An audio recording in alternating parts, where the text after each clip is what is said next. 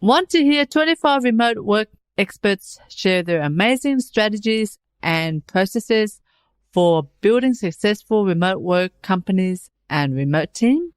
We've got speakers from leading companies like Thinkific, Evergreen Profits, Dynamite Circle, and Tribe Theory, and more. Register for your free ticket now at www.remotebusinesssummit.com.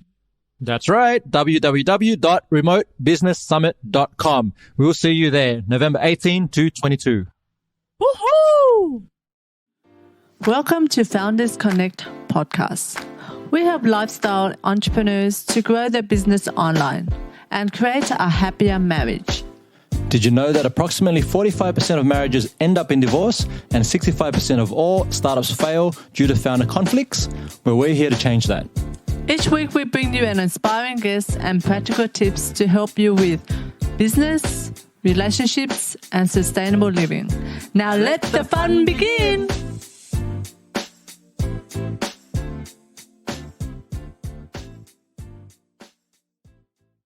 Hi, I'm Cindy Pham. And I'm Anthony Chansamuth. And we're from Founders Connect.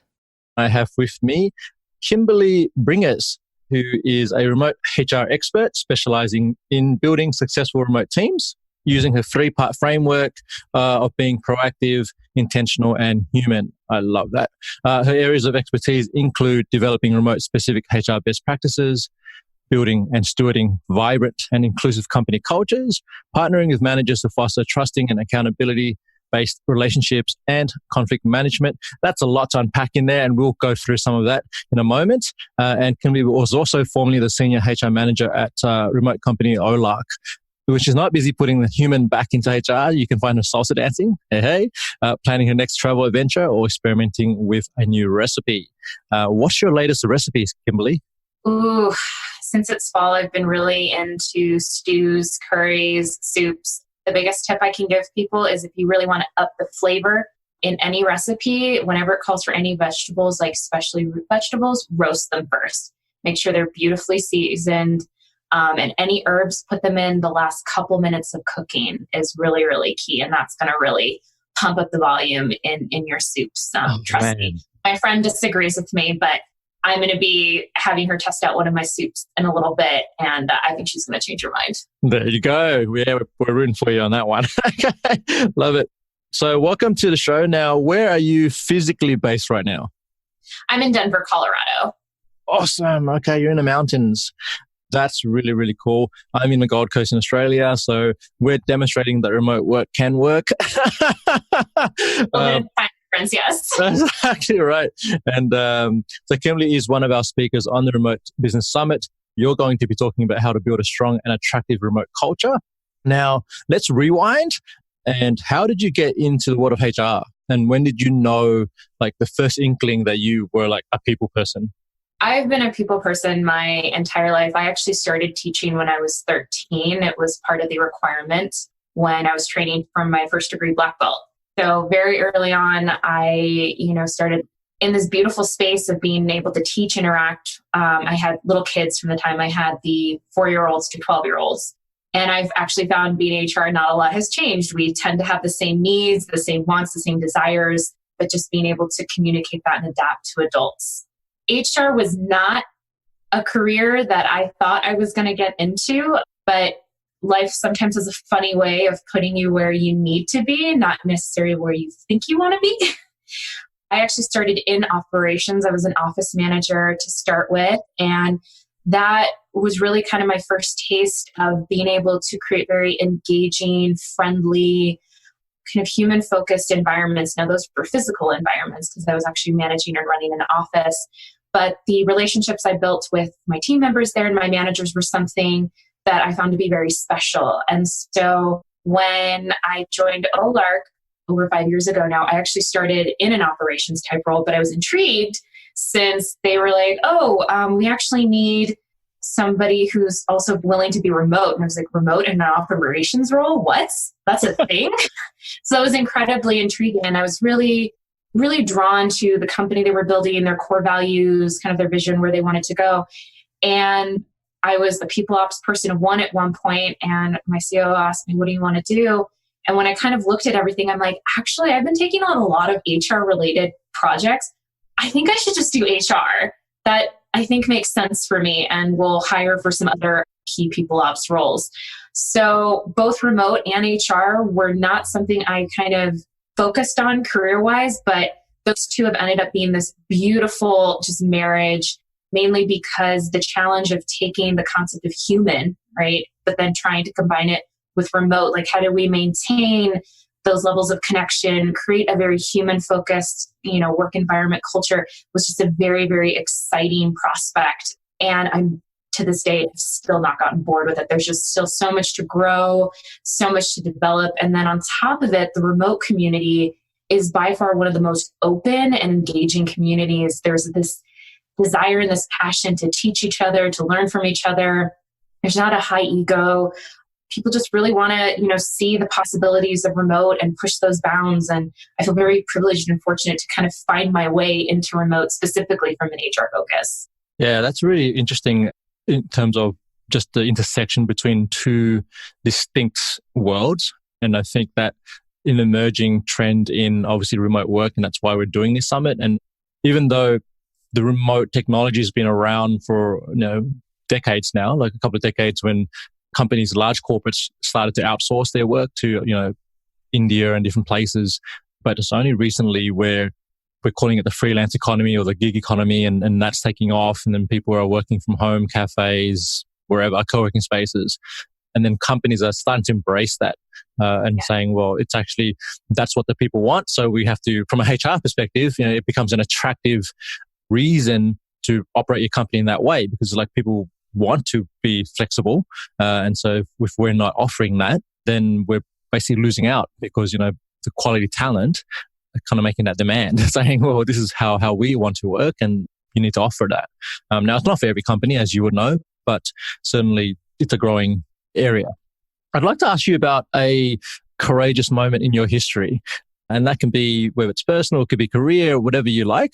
But when was a really, for you, perhaps at the time, challenging, but you've learned something from it? And is there something that you can share with us? Yes. So considering my background, that I am entirely self-taught HR, I definitely struggled a lot with imposter syndrome of being from that background. It was about a year ago, my former boss, Mandy at Olark, was saying, you've just created all of these amazing, remote-based programs and HR initiatives. You should talk about these more. And it wasn't just her, it was also my friend Scott from Support Driven as well. He's one of my biggest supporters. We're like, you should do more with this. You should be interviewed. You should be speaking at more things. And at the time I was like, why? Like, why would anybody want to listen to what I have to say? What authority do I have? But I was very fortunate at the time. At my previous company, we had this one Slack channel where it was basically just a women's supportive, channel. And I would put in these fears that I would have. And one of my coworkers, who to this day, is in my mind, is when I said, why would these people want to talk to me? My imposter syndrome is just in my head. And she shot back with, why wouldn't they want to talk to you? Like you are challenging these things, you're trying things, you're experimenting. That's fascinating. Why are you not willing to share that with a wider audience? And kind of from that point forward, it became this, act of bravery and courage on my part to dispel that voice and say, no, what I have to say is worthwhile. Now, will it work for everyone? Probably not. However, it could spark some thought, a conversation, something, so that something I believe in very strongly, which is, putting the human back in human resources, as well as the potential for remote work. It could prompt these discussions and maybe potentially positive change in other organizations. And given how much time and effort I spent learning and developing and trying things, it would be almost selfish on my part to not share that. You are listening to the Founders Connect podcast, helping lifestyle entrepreneurs to grow their business online and create a happier marriage. Now back to the show. So for me, it became this journey of every time somebody would ask me, hey, could you contribute to this? Would you be willing to speak at this? Unless there was a really bad time conflict of some sort, I was like, okay, yes, absolutely. And it wasn't just the support, that I got from, friends and teammates, but my manager played a really key role at the time because she allowed me to set aside the time to be able to prep for those conversations, to read over what I wrote, to take time during our one-on-ones for me to go over the material so I could build that confidence and really increase the quality of the content that I was putting out there. So incredibly grateful, but it also just goes to show that improvement is definitely not just this lone wolf, enterprise, that it really takes a village, a community. But by, them putting their efforts into me and that time and that trust and that, just overall care allowed me then to, pay that forward. So now whenever somebody needs help, maybe putting a talk together or running an idea, I'm more than happy to do it because I know how much I've benefited. So it's not just the courage to do it yourself, but then also paying that forward and helping other people who maybe need that boost, that encouragement to also be able to, share their thoughts, share their ideas. It's creating that safe space, that openness that I think is so special. Yeah, that's really huge. And I wanted to acknowledge you for sharing that and also just the journey that you're on, because I can definitely relate to it. I know every founder, every individual I've spoken to has some kind of fear, some kind of interaction with imposter syndrome. You're definitely not a lone case in that world. A couple of things I wanted to what I heard you say or at least share was one, just coming from a place of service. So for you, having started off with teaching, and then that's what you're doing. You're still innately, that's part of your being is to teach. You like to learn things, and it's okay. And you're exploring this, what is humanity? What is it being an empowered woman? What is it being these different parts of your identity, which is huge, right? And it's all sort of coming together, and that's part of the journey for all of us. Well, I don't have the woman part, but anyway, my wife says I do. And, and then the other part, another thing that I picked up in there is also just having that supportive community and also reaching out, asking questions and saying, look, I'm having this going through my mind right now, what's going on here, and having people you can trust and that can feed back to you in a positive way. For me, that's my mentors, that's my support group. I've got a group that I show up to every week and we just talk about real stuff. And we just say, look, this is what's going on, and it's not all pretty, right? It's not all rainbows and butterflies and, as much as we'd like it to be. But that's the reality. And I think that's why you specifically are in that place, because you can delve into that, what it's like to be in that place. And then that actually opens the door for other people in the work that you do to resonate with that and say, well, yeah, I'm human too. So show me how it's okay to be human, And I think that's something that we lose sometimes when you deal with large organizations and you have 100, 200 people, 1,000 people, and it's the role of the HR manager to go, well, let's try and maintain some human interactivity here.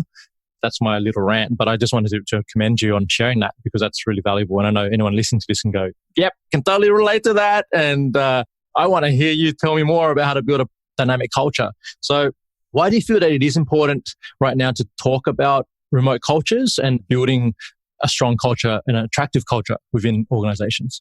So the interesting thing is culture is such a buzzword now, right? It's culture. We need to focus on it. But what I found is there's still a lot of question of how do we do that? Because sure, there are best practices I can give, but it's very individual based on the company. And it's important to focus on mainly because nowadays, well, I can't speak for outside of the US, but I know within the US, basically job searching is easy these days, right? People can get jobs more easily. They can leave jobs more easily. So it's kind of what are you going to do to not only attract really good talent, but keep it? And having a very engaging, healthy, but most importantly, sustainable work culture is one of the strongest things you can invest in.